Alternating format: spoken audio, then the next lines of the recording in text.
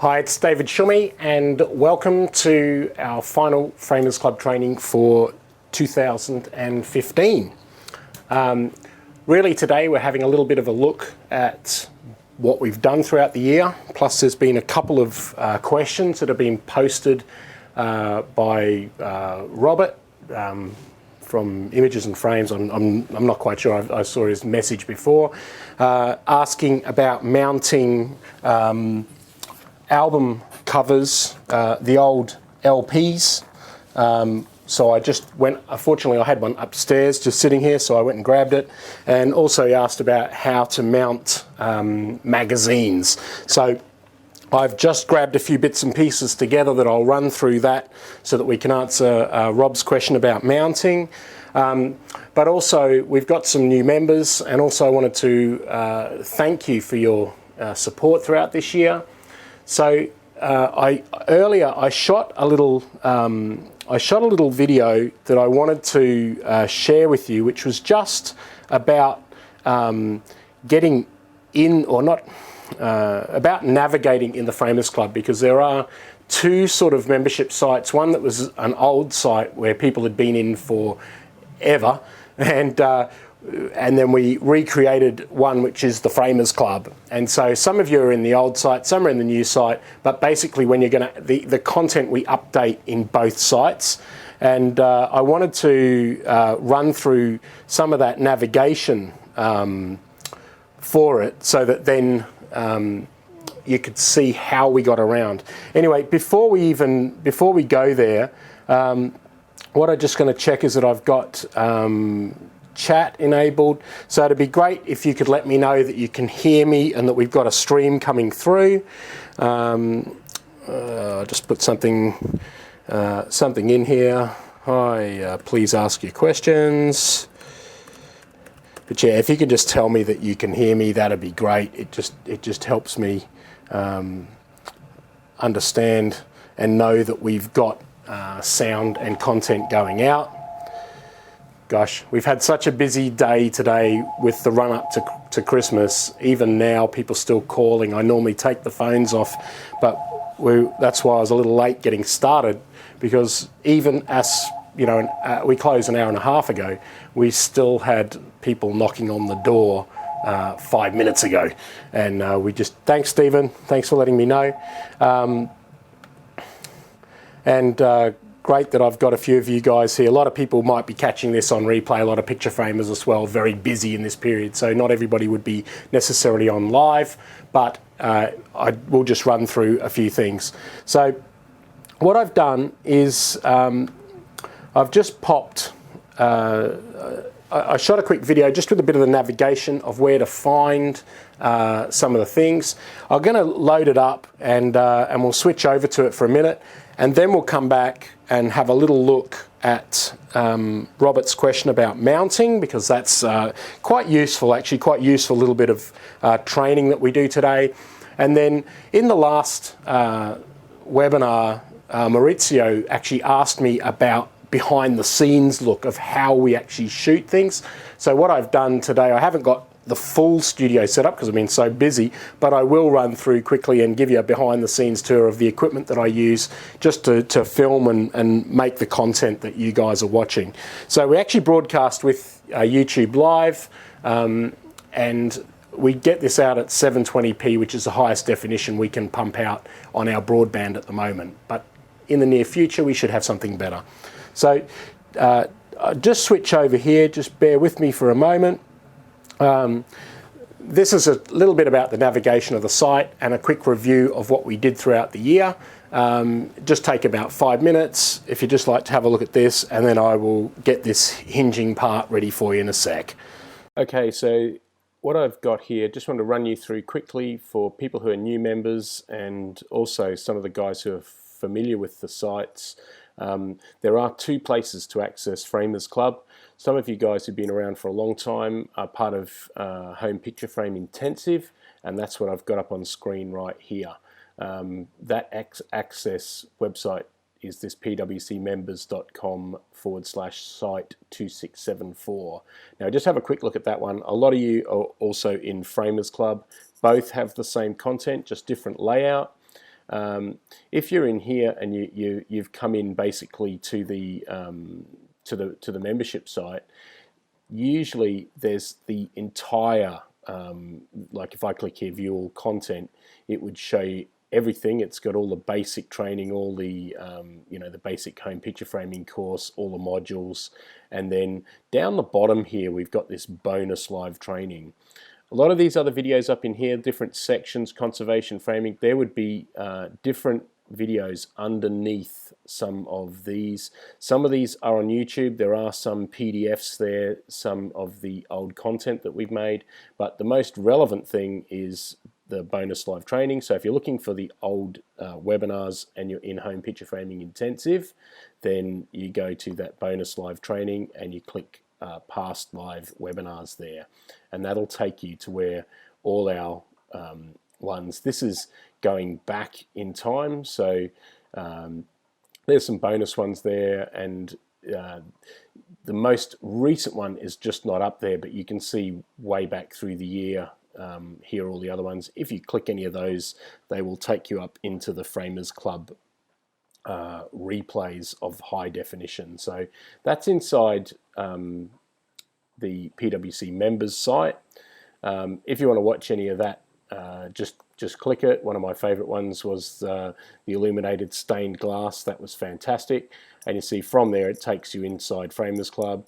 If you're already inside Framers Club, you can click the live stream. There is where you find all the previous content, and then that's where you're able to just play that content. It'll bring it up. In fact, I'll just start this one, but one of my favorite parts of this whole training was when we lit the box up. So this one was on illuminated. We just put that down for a sec.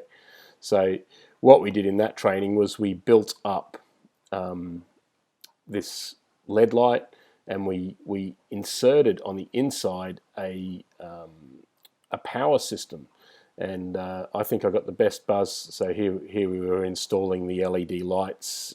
If you weren't part of this one, I recommend you do watch it, because you can use this lighting system to put inside any shadow box frame, any jerseys and things. And in this example, I'd put this stained glass LED light. So we went through. I'm just going to jump ahead, because I think when we finally put the whole piece in, let's just have a look where it was when we got it lit up, right here. So what I'd done is this was in the middle of the year.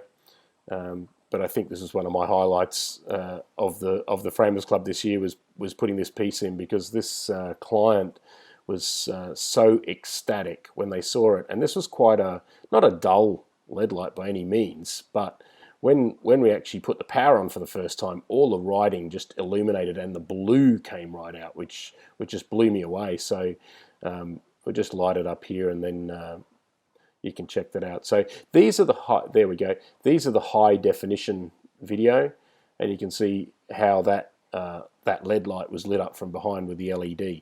So if you're looking to navigate in those videos, if you're inside Home Picture Frame Intensive, just click the links. If you're inside Framers Club, just jump into the live stream area. It may ask me to log in here because I haven't actually logged in. Oh, there we go. And this is where all the past content is from the live stream. So through this year, we really we started, I think, back there with mirror TVs, and that was actually another quite an interesting training on how to put TV mirrors together.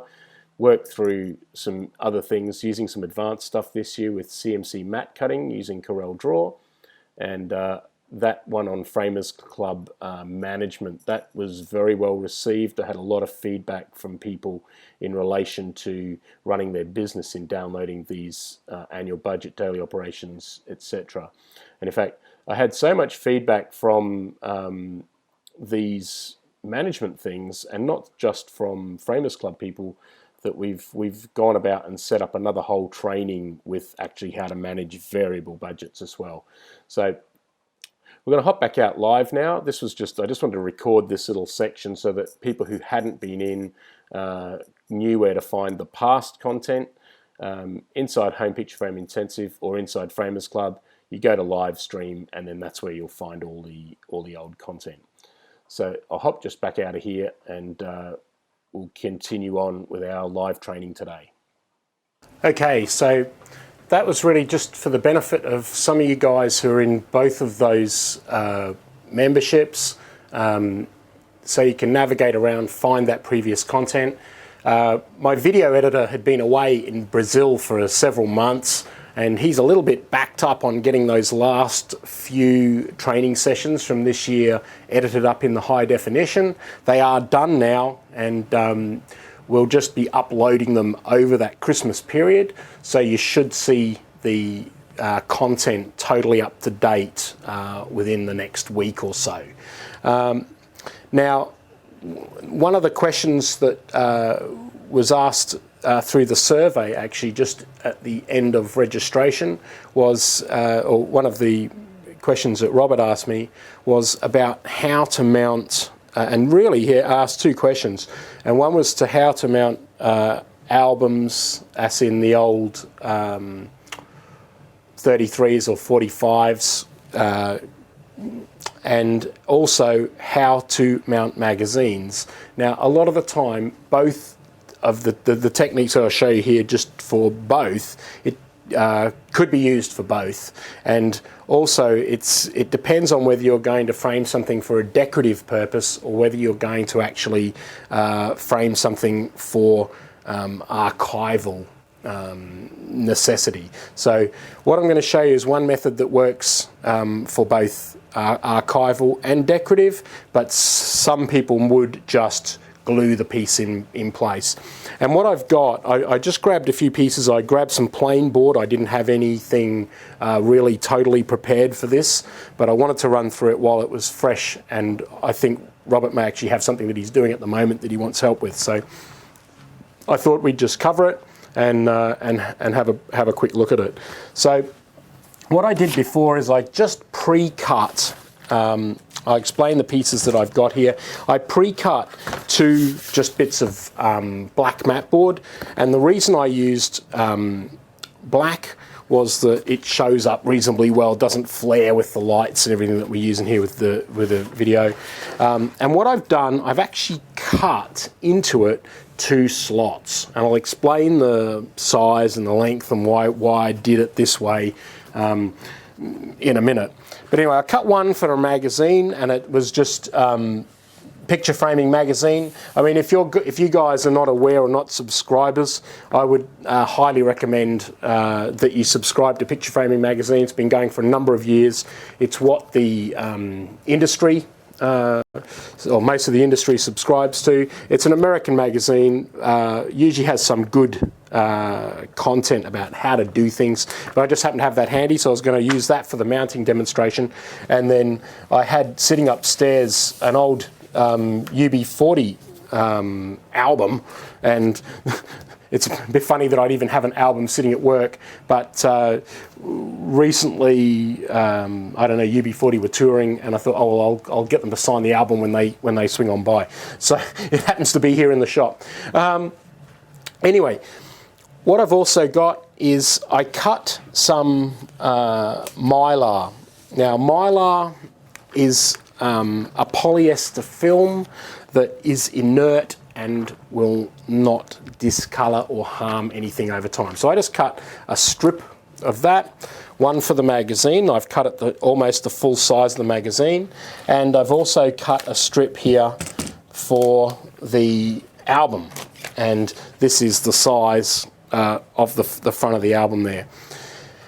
Now, with mounting the actual record itself, people do all sorts of different designs. So, they may just frame the cover, in which case, if it's just a decorative thing, that could be hinged as normal. But let's say we've got the album and everything inside of it, and I'm going to frame that whole piece. I can mount it there so that would not harm the piece if it's collectible. The other thing is, some people like to frame the actual LP or the record itself. Now, if you're going to mount, you can set up different designs where you could spread that to look appropriate. So you might have the sleeve on one side and the LP on the other. What you use generally to hold this in place, and I found you still can get them, are like a bifurcated rivet or a split pin type system. And these ones here, I just got these from my local stationery shop. I'll just show you quickly up on close-up. You can have a quick look.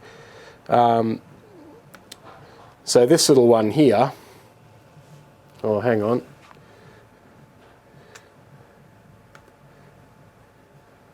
Don't you love it when we get some funny things going on with the net?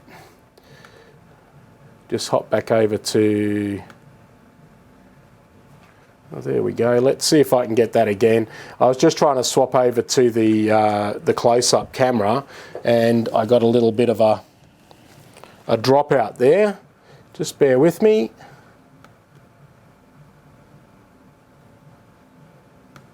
No, I don't think it likes it.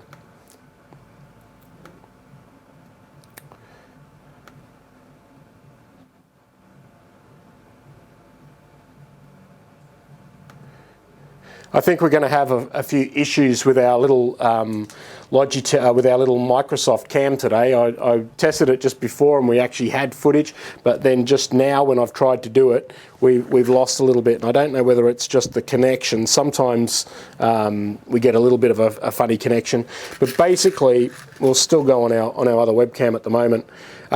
This is a little fitting. I'll bring it up and you can have a look. You'd be aware of what they look like. So these are a little fitting that just has a head. They're used for paper, and you can see how I can split that open, and that is like a little split pin type fitting. And what we can do is we can use that piece and put it. Sometimes it will need a washer on there to cope with the additional size of the hole. But what you would do is you can use that through the center of the record itself and pin it through the board and open that out on the back. So you use that pin itself to hold the record on through the central pin. That way you haven't got to put any glue or anything on the record itself. And if you ever need to get it off, you can just fold the split pin back and pull it out. So I get these from my stationery shop, and I just generally use the black ones because it just blends in with the hole and you don't see them. So for the actual, if you're going to mount the album, just the split pin is a great thing to use, Rob. And if you're doing the cover, or if you're going to do the magazine, and these techniques can be adapted for both. What we'll do is we'll do the album cover first, and then we'll quickly do the magazine to see how you can adapt it as to whether you show that front cover without the coating on. I'll just flick back over here. If you do have any questions, by the way, please ask them in the chat. I try to keep an eye on that every now and then, so if there's something that you miss, let me know. This is also being recorded in high definition with the above head camera. And in fact, today, hopefully I can get our little life cam working, because I wanted to show you the setup, and I was going to use that as a handheld to run around and show you the other cameras. If we can't do it, we'll do it at a later stage. So what I've got here as well, this is an anti-static roller. Not everybody would have access to one of these. It's one of the best investments for any picture framer to make. This is from SDI, which is a company in the States. They make anti-static handling equipment for handling things to remove static. And this expensive tool here in Australia, I don't know what it costs in the US, but what we use that for, we use it a lot of the time when we're mounting images, not to roll the image down, but we use this to remove the dust. And certainly when you're preparing adhesive boards, if you're doing anything where you've actually got to do face mounting or some adhesive mounting, you want something that's going to remove all the dust. So the way we get the dust off the roller itself is we use a bit of adhesive foam board, and I just peel that back and I use the roller on the adhesive foam board itself, And the glue off the foam board is taking the dirt and the dust off that roller. So you see, if I hold that up, I don't know whether that will show on the camera, but you can see how much dirt has come off just the roller itself. Now, what I use that roller for is to get the dust off my Mylar sheeting, which tends to attract the dust quite a bit. And what I'll do is I'll just run the anti-static roller across the Mylar. And what that's doing, that is taking the dust onto the roller itself and removing it from the Mylar sheet. And I just want to do this on the inside at this stage. So this is basically going to be the piece that is going to face the album. And now with my board as to where I had it in position, I'm going to pop my album face down on the piece of Mylar. And we can adjust this, we can adjust the positioning later. But what I've done, I cut some slots in this mount board, top and bottom. And that Mylar sheeting I cut to the exact size, which was the width of the album itself. And I cut the slots in the board to that exact width as well. So there might be, I might need to adjust a little bit when it comes to this slot length, because I don't want to see the slot from the front, and I also I want to be able to tuck the Mylar without it buckling. So this is pretty exact at this point in time, and what I'm going to do, I'm going to pick up the Mylar itself, and I'm just going to pull it through the slot.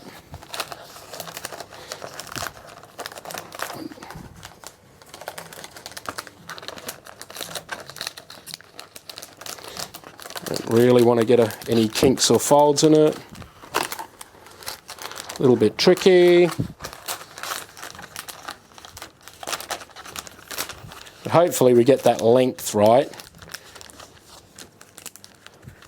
That's pretty good. I got a little bit of a buckle there. But what I'll do is I might adjust that length a little bit later on if we need to adjust the buckle.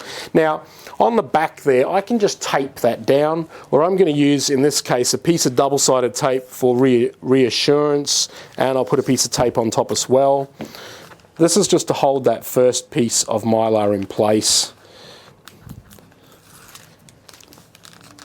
And we're going to tape over the join as well when we get to it. So what I'm doing, I'm actually pulling the Mylar flat and down onto that double-sided.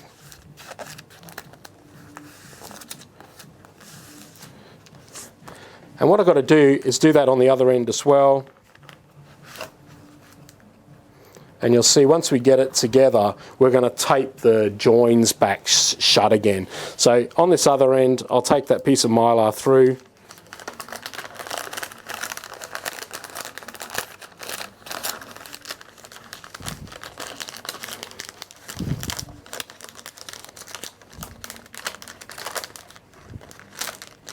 Might need to make a few adjustments, but we'll have a look at that in a second.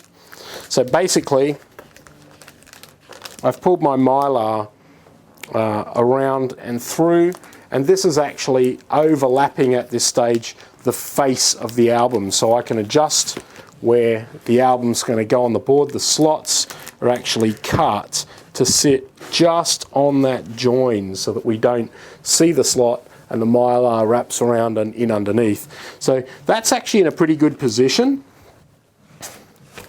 So what I'm going to do, I'm going to use double-sided again, but I will tape it as well. I'm just going to put a piece of double-sided tape on the board.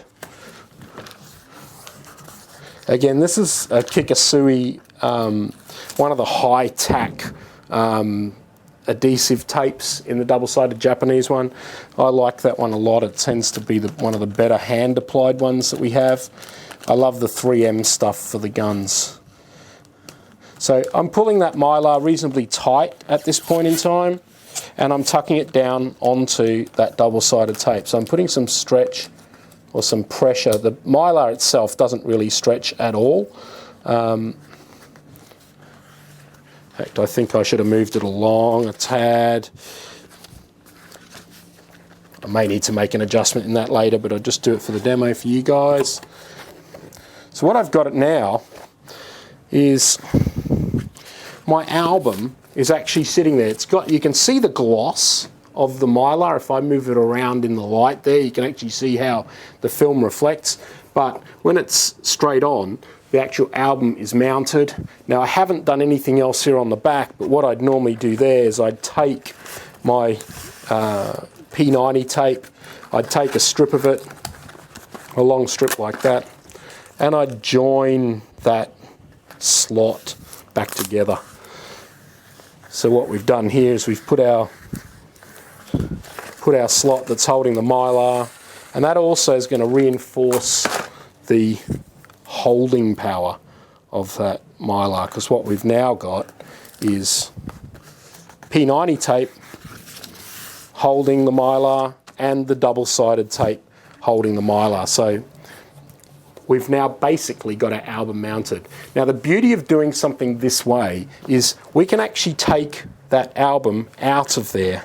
Like, that is in a slot now. So I'm just going to pull it back. I'm not going to take it all the way out, but you can see how here's my little lip that I've made, which is the pouch, and you can see how that album just sits into that Mylar film. Now, the beauty of that one is when I've got it like that, let's say someone did want the whole thing mounted. If you wanted to make it, they could take the back off, on or off, they could still get into the cover, they could still get into the actual album itself, and yet the sleeve is mounted and there's no adhesive in contact with anything other than the Mylar itself. Mylar being inert will actually help preserve the album. So that's basically my take on mounting albums. We would normally then put mat boards and other pieces around or something to enhance it, but you don't really see the film as such, and you haven't used any adhesive on the product.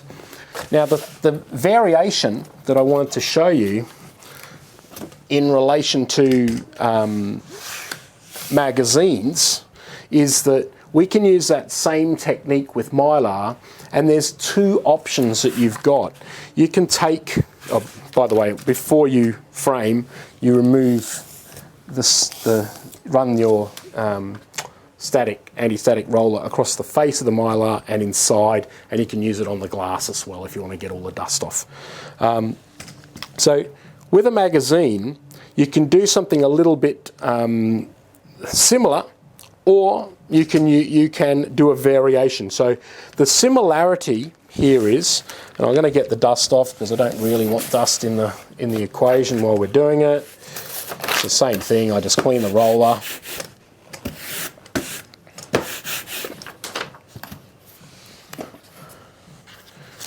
Clean my bit of Mylar.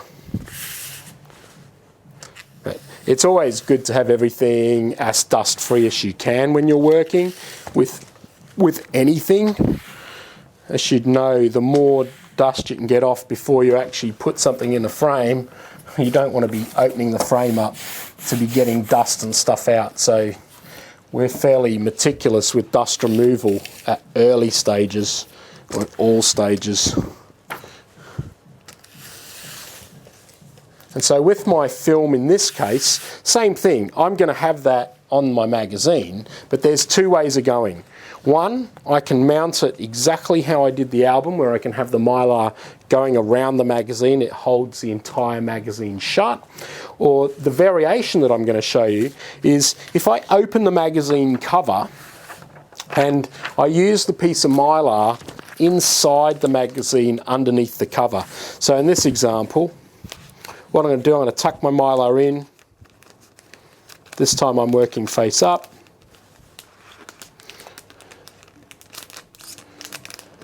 I'm going to tuck my Mylar into the slot there.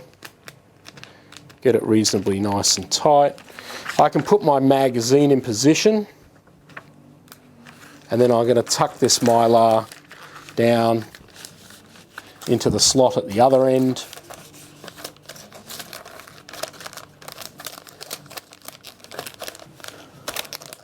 Now you can use this, they use this for mounting many different documents, like if you look at some archival documents, in museums and things, they are using very similar techniques where they have got mylar films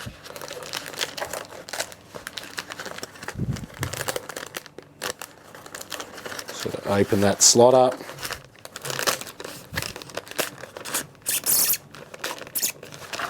This one I made a little bit longer than the other one. It's the same length off the roll, I just didn't trim it back, so we're tucking a lot more through this time.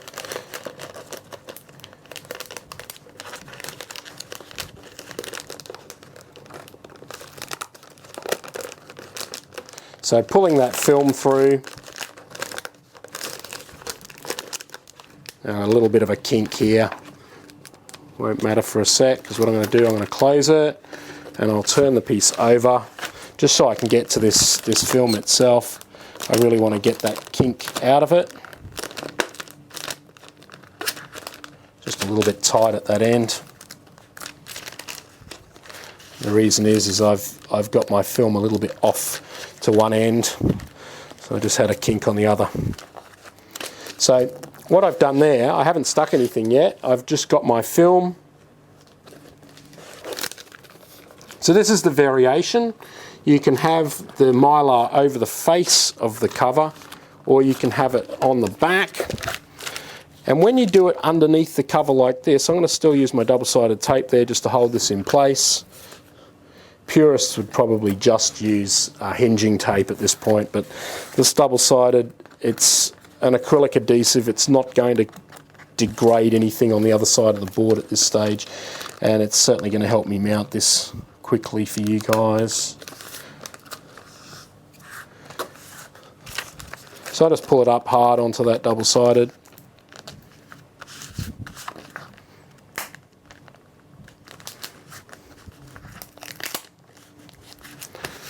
So what we've got there, and this is where the variation happens. In now, what I've got is I've got my magazine in the frame. Here's my front cover, and here's my mylar sheet over the inside cover. Now what that enables me to do is then I can use a small hinge on this to hinge it shut to the mylar itself on that edge, so that we don't have any mylar covering the front of the magazine. Now you can do it both ways, have the mylar over the top, or have the mylar running underneath there, just like that. So I hope that helps.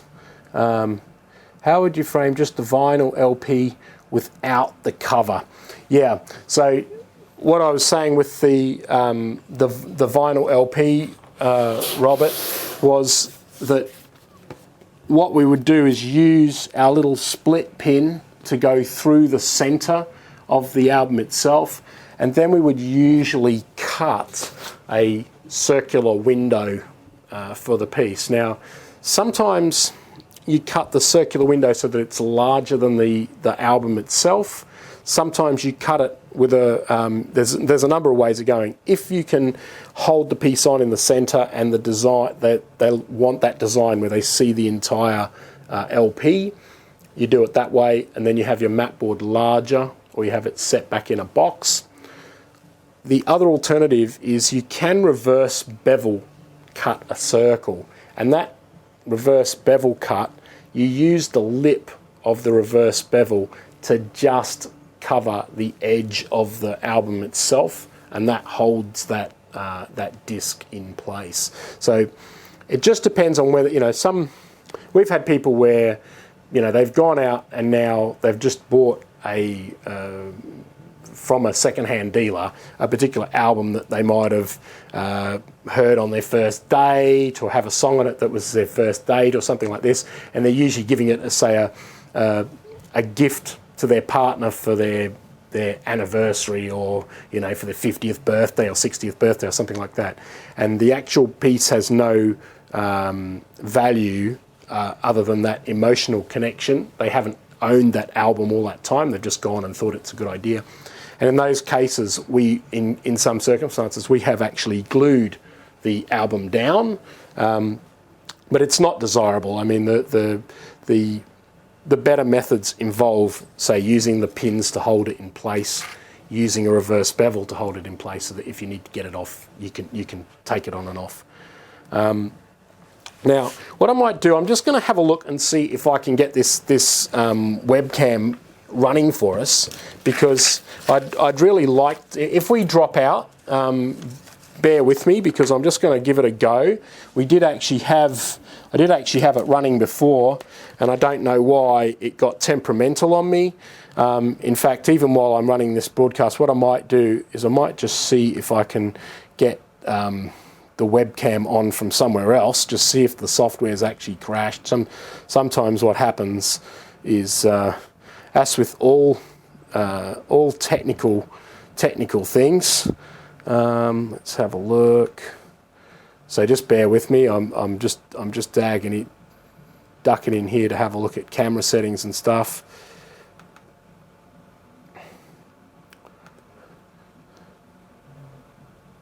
Not being used by another app. It may not like it, so I'm going to just switch over, because I wanted to run through and show you some other things. If we drop out, just bear with me. I will get us back on this Logitech one, and we might try a different approach. Yeah, I don't think my little Microsoft cam is playing nicely with us today. It just seems to be a little bit nasty.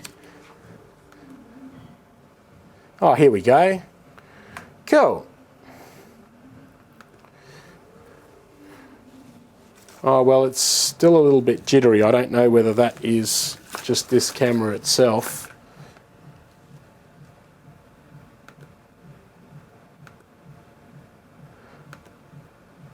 Yeah, so what we're going to do, I don't know why. The wonders of live broadcasting, it's fascinating, the technical aspects, because what I'm doing is I'm running two webcams through the computer at the moment, and when I switch over to the little one, which I was going to show you a few things, it's giving me a bit of grief. So what I might do, I might just grab the I'll show you how I have the camera mounted. Like, I have a little camera mounted on the shoe on the top, and I was going to show you using this other camera, but what I'll do is I'll show you using the one camera that's working, because part of one of the questions that I was asked before by Maurizio was to show him how I run the setup, and so it's a little bit beside the framing aspect, but it may interest some of you in case you want to even just do, if you've got staff, if you're a business, if you're doing framing, or even if you're doing a different job and you want to make some training material or just see how I run things. I'll give you a really brief overview, and then you can cobble together some similar setup or set some things up. So what I'm going to do, I'm just going to grab the webcam off the top. So yeah, really hinging today we just had there. I'm just going to unscrew this, like what I've got at the moment. This camera, I hope I can bring it with me. So if I bring that camera, that's not on any mount, I've just got it loose. I just want to come back to see it, the actual screen itself where I am. Just bear with me. Okay, so I'm holding in my hand a little Logitech camera, and I'm going to flip around and show you where the screen is here, how this is my actual computer setup. So I'm just running a Windows machine here. It's actually running Windows 10. I have run it on Mac, but this one generally has, this little computer had 3 USB inputs, which is why I use it, because then I could have some more things going, but I do run Macs with it as well. And the software that we're actually using is for managing the webinar is Webinar Jam. And if you're actually watching this, there is a link on the thing. If you ever want to buy it, please buy it through my link, because then I get paid a small commission. It always helps pay the bills. So basically, out of the computer, we run our USB cables, and our USB cables run around, and one runs to this little baby here, which is a rather interesting looking microphone. This is a Blue Yeti, and I find that the nicest USB mic, or at least it was at the time. There are probably some others that are available nowadays, but this was one of the best USB mics that we could get at the time. And then also on here, I was running a little Microsoft LifeCam, and that one is mounted just onto one of these little GorillaPod tripods, and then that runs back into the piece. I also have another camera just sitting here. This is just a little Kodak. This is a Kodak flip cam. I'll show you what it looks like. Little Kodak flip cam, and that's just filming this bench really, so that when we do our high definition editing, we can make a high def copy from that one. And then if we look up on the ceiling above, the ceiling is a bit of a mess by the way, but on the top here, you can see I've got a little GoPro shooting down on us. So this shoots a wide angle straight down like that sort of thing of the whole bench, and that we edit our high def stuff up on. And then over here, coming over to the other camera today, what I've got a this is a softbox light kit without, I haven't got the cover on, but this is just LED. Often we'll run many more lights than this, but I've only got this one set up today because we've pretty much got enough light in here. But this is just, you know, your standard studio lighting, and you know, you can control how bright your lights are, dim them, turn the switches off, things like that. I've got a little Lavalier mic on, which is your wireless mic, and in my back pocket I have my little remote. So this is a transmitter. These are the little Sony ones. There are plenty of different brands, but I've always used the Sony ones. I just like them. And what happens is that Sony transmitter transmits over here to where I've got my little Sony transmitter, and I've just got that mounted on one of these little clips to the tripod. And then I've got this set pretty high, but up the top we just run like a JVC HD webcam. This one's sort of not a professional cam, but it's semi-professional. It works pretty well, records a scene, and that's where we run our wireless mic into the camera. And usually this webcam that we're looking at now actually screws on just up the top here. So what I'll do is I'll put it into that right now, and we'll go back around and have a look back from the other angle again. So that just sits just up in on the webcam itself, on the top of the high definition camera, and that gives us the same view. I'm a little bit crooked now, I won't adjust it, but that webcam up on top basically gives us the same view that our high definition camera below gives us. So when we've got it all done, we can edit it up. So 3 other cameras are recording high definition. Usually 2 webcams are recording, one that we use for close-up, or sometimes, and you might have noticed when we were looking at the ceiling, there's another clip up there. Sometimes we have that webcam mounted up on the top, looking down.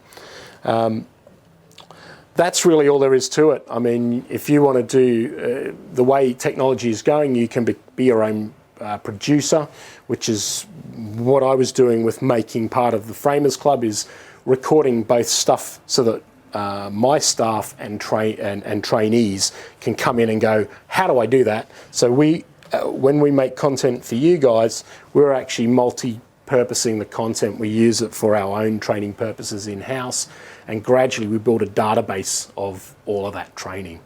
So I'd really hope that with the way we go forward with the club, is that we make content that you really want and you really need.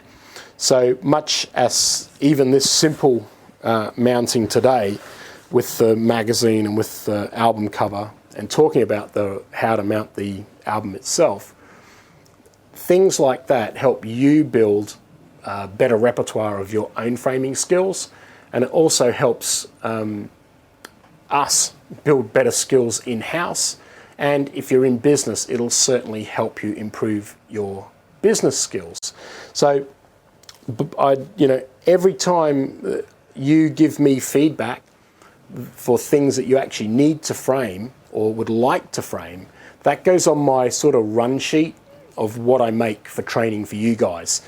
Some of the things that have been asked for this year that we didn't get to yet, and it won't happen just now before Christmas, but when I find the item, and that was, we were asked about silk paintings. We've been asked a few times about silk paintings and how to mount those silk paintings, and some of those Japanese calligraphy or Chinese calligraphy on very fine rice paper. That question has been asked a few times. I haven't really had anything suitable to demonstrate to you guys. When I get an item like that, I will put it aside and do it for demonstration. It's a little bit like every week in this place, we are doing multiple complex framing, and sometimes there's things that I'd really love to show. It's like we've got one here where we're now swapping over. We're swapping over some pictures because the person wants a different picture in there, so we've got some pieces of paper on here.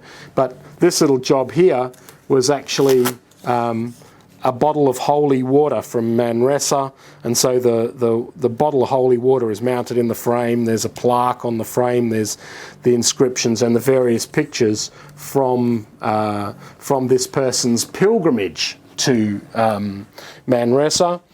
And so every day, like we're doing these multiple complex items, and so when I see something, if it's not interfering with our normal workflow, I will pull them aside and demonstrate for you. So definitely let me know. That is what my goal is, to make you into better framers, and also to make myself a better framer. So as I go through demonstrating things, usually it'll be techniques that we've proven in the past, but with every item comes new challenges, and that's what keeps me interested in framing.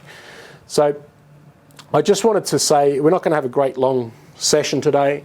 I just wanted to wish you guys Merry Christmas, and certainly have a great holiday season. Have a Happy New Year, and please come back. We're going to get back into it straight away in January. As soon as it probably will be that second Saturday. I haven't planned our holiday in that period. It just depends on what is happening with the workflow after Christmas. If I'm about, it'll be that second Saturday of January. Otherwise, it'll maybe in that third week, like this one here. So I really appreciate all of you guys being part of the Framers Club. I appreciate the feedback. I appreciate the emails. Just remember, you can always ask if you've got something. It doesn't matter how silly. There are things. When I started framing, there are problems where I was fortunate in those days. I actually had physical mentors that I could go and ask because I had formal training in picture framing. So I would usually meet on a regular basis with my mentors and discuss how we did things in framing. Nowadays, it's always jump online, try to find this, try to find that. And sometimes there's good information out there, sometimes there's not so good information. So if you're stuck and you just want another opinion on how to do something, by all means, just shoot me an email. You can send it through to contact@fixaframe.com.au. That will always come to me. Or you can use the contact forms through the Framers Club, or if you're in the Home Picture Framing Intensive, there are contact forms there too. So just let me know what's going on if you need help. So anyway, we're going to wrap it up.